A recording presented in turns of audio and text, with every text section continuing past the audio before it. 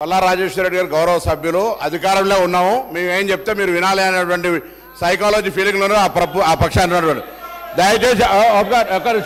దయచేసి మనసు మార్చుకోండి మైండ్ సెట్ మార్చుకోండి మైండ్ సెట్ మార్చుకోవాల్సిన అవసరం ఉంది అలా నిన్నటి దాకా 10 ఏళ్ళ అధికారంలో ఉన్న వీళ్ళు ఆర్టీసీకి సంబంధించి తెలంగాణ ఉద్యమం కోసం నై చలేగా బస్ కప్పయ్యా నై చలేగా అని ఉద్యమం చేసిన వాళ్ళ గురించి పట్టించుకోని వీళ్ళు 60 రోజులు సమ్మె చేస్తే ఆత్మహత్యలు చేసుకుంటే పట్టించుకోని వీళ్ళు ఇలా ఆర్టీసీ గురించి మాట్లాడుతున్నారు అధ్యక్ష. ఇలా తెలంగాణ ప్రభుత్వం అధికారంలో కాంగ్రెస్ పార్టీ వచ్చిన తర్వాత ఇప్పటి వరకు 15 కోట్ల మంది పైగా మహిళా అక్క చెల్లెళ్లకు ఉచితంగా ఇలా బస్సు సౌకర్యం ఇచ్చినామని మనం చేస్తున్నాం. 535 కోట్ల రూపాయల విలువ కలిగేటువంటి బస్ ఫేర్స్ ను ప్రభుత్వం భరించింది అధ్యక్ష. ఇలా వీళ్ళు మాట్లాడుతున్నారు. పెద్దలు గౌరవ మాజీ మంత్రి హరీష్ రావు గారు అనాలోచిత డిమాండ్ 15,000 ఆటోకి ఇవ్వాలంట నెలకు. మీరేమిచ్చారు? 1000 రూపాయలని ఇచ్చిందా? ఒకవైపు ఆటో పన్ను రద్దు చేస్తున్నామని చాలాల్లో పేరు మీద 1000 రూపాయలు వీపులు కొట్టి ఆటో కార్మికుల దగ్గర పోయి మాట్లాడదాం.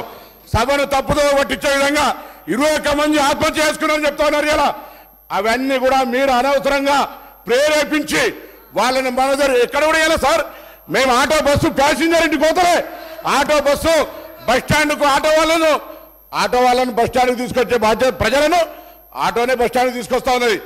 బస్సు ప్యాసింజర్ ఇంటికి పోతలేదు.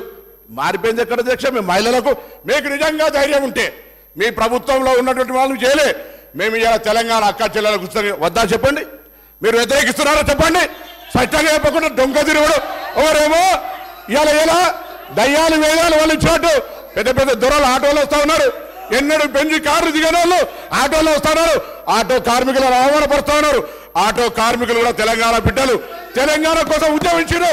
అహంకార ఫ్యూడల్స్ ఆటోలు వస్తా ఉన్నారు. ఏం ఫ్యూడలిజం ఇది? ఆటో జీవనోపాధిగా నడుపుకుంటే ఈ ఫ్యూడల్స్ ఆటోలో వచ్చి ఆటో కార్మికులు అవమానపరుస్తారా? ఈ ఫ్యూడల్స్ ఆటో కార్మికులు అవమానపరుస్తున్నారు అధ్యక్ష. ఇది మంచిది కాదు. దయచేసి చెప్తాను. ఇలా తాపక గారు కూడా ఆర్టీసీకి సంబంధించి ప్రక్షాళన చేస్తాం అధ్యక్ష. తమ బంధువులు అని చెప్పుకొని ఎగ్జిక్యూటివ్ రిటైర్డ్ డైరెక్టర్ ను 4 సంవత్సరాలు ఎండి పెట్టి అధ్యక్ష.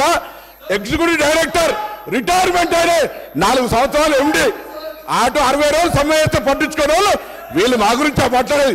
కొత్త బస్సులు కొంటున్నాం ఆటో కార్మికులు రిక్షా వాళ్ళ ఇలా ఆర్టీసీ కార్మికుల సంక్షేమం మా బాధ్యత. ఆర్టీసీ కార్మికులకు 2013లో ఉన్న బాండ్స్ ఇలా మా ప్రభుత్వం ఆలోచన చేస్తుంది అధ్యక్ష. అందుకే దయచేసి సభను తప్పుదో పట్టించే విధంగా ఆటో కార్మికులు రెచ్చగొట్టే విధంగా మాట్లాడే మాటలు ఆలోచన గౌరవ సభాపతి